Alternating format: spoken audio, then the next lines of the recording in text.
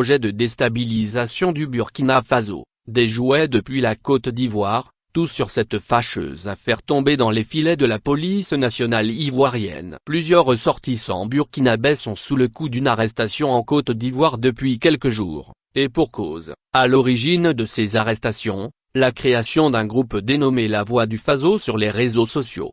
Les premières informations véhiculées, sous forme de rumeurs, faisaient état de ce que ce groupe était l'affaire d'un service français qui, en arrière-plan, manipulait le curseur de ce groupe. D'autres rumeurs répandues faisaient simplement croire que La Voix du Faso était plutôt la voix des terroristes, tenue par le service de communication de ces hommes armés. Cependant, au sommet de l'État burkinabé, l'affaire, prise au sérieux, était suivie et faisait l'objet d'une attention particulière.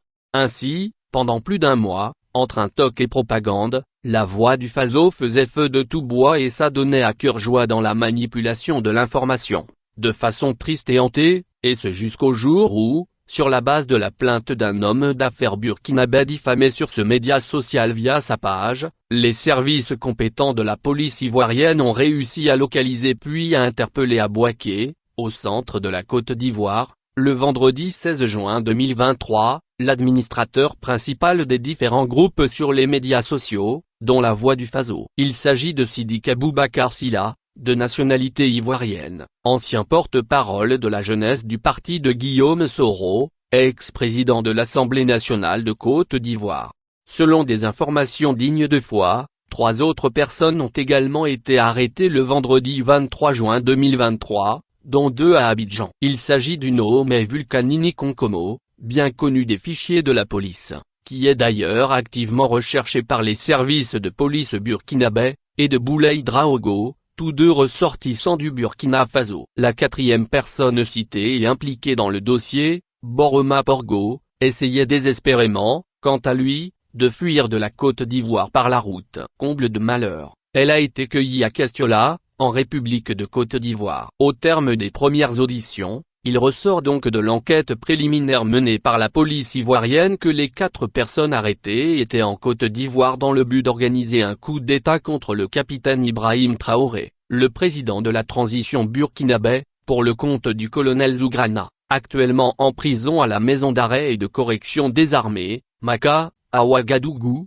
au Burkina Faso. Il est aussi mentionné que la bande a bénéficié du soutien financier d'un ancien ministre des Affaires étrangères du Burkina Faso. Pour l'heure, aucune réaction officielle, tant du côté des autorités ivoiriennes que de celui des autorités burkinabé, n'a été enregistrée au sujet de cette affaire qui défraie en ce moment la chronique au bord de la lagune ébriée et qui suscite des rumeurs au Burkina Faso. À un moment où les relations entre Abidjan et Ouagadougou sont très tendues, ces arrestations serviront-elles de pont entre les 2 États dans le cadre d'un rapprochement en vue d'une gestion concertée de ce dossier? Mieux serait sans doute le début d'une fraternité retrouvée entre les 2 pays voisins et frères. Nous y reviendrons dans les tout prochains jours. Mali, l'imam Dicko se voit retirer son passeport diplomatique. Éminente personnalité religieuse et politique, et très critique à l'égard de la junte au pouvoir, l'imam Dicko s'est fait retirer son passeport diplomatique le jeudi 22 juin à l'aéroport de Bamako. Il revenait d'une conférence en Mauritanie. Les autorités n'ont publiquement fourni aucune explication à ce retrait. Un membre des services de sécurité évoque néanmoins des erreurs techniques dans le passeport,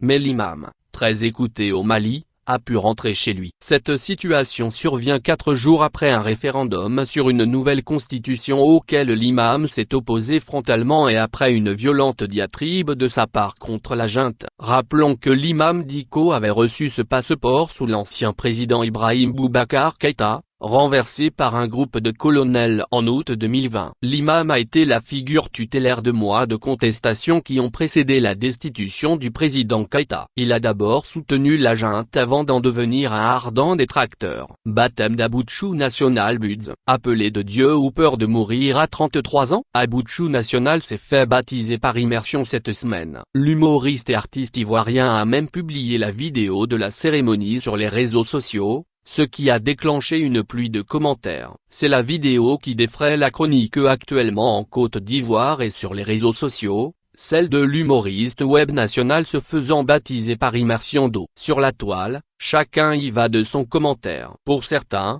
il s'agit d'un buzz, tandis que d'autres y voient un appel de Dieu, alors que d'autres encore pensent que le fils de l'actrice bleue Brigitte Acabrev tout simplement se met à l'abri de ce qu'on pourrait appeler le syndrome de 33 ans. On le sait, la récente disparition tragique de l'humoriste et artiste camerounais Cabrel Nanjipa suscitait une avalanche de réactions et de commentaires mettant en lumière des théories aussi folles qu'invraisemblables. La mort à 33 ans du Camerounais a même réveillé de leur sommeil des prophètes et prophétesses qui affirment que la plupart de ces jeunes influenceurs appartiennent à des loges et qu'ils troquent leur longévité sur terre contre la gloire éphémère de ce monde. Argent, voitures de luxe, bijoux, voyages, et se taira une de ces prophétesses. Leur Kamini accuse une ministre camerounaise d'attirer beaucoup de jeunes de son pays dans sa loge afin de s'éterniser aux affaires. Cabrel Nanjipa est la vitrine pour appâter les jeunes, a-t-elle déclaré dans un direct sur Facebook, prédisant au passage la mort prochaine d'une cinquantaine d'autres jeunes influenceurs. Leur Kamini se targue même d'avoir prédit la mort d'autres célébrités africaines comme l'ancien premier ministre ivoirien Ahmed Bakayoko, et de Deji Arafat, mort accidentellement en 2019 à l'âge de 33 ans. Deji Arafat est décédé à 33 ans, Cabrel Nanjipa aussi à 33 ans, tous les deux dans un accident de la circulation. Pire, les deux avaient laissé des messages subliminaux qui prédisaient leur mort. Ce n'est pas un hasard, il y a un message que les jeunes artistes doivent essayer de décoder, a commenté un internaute, avant d'ajouter: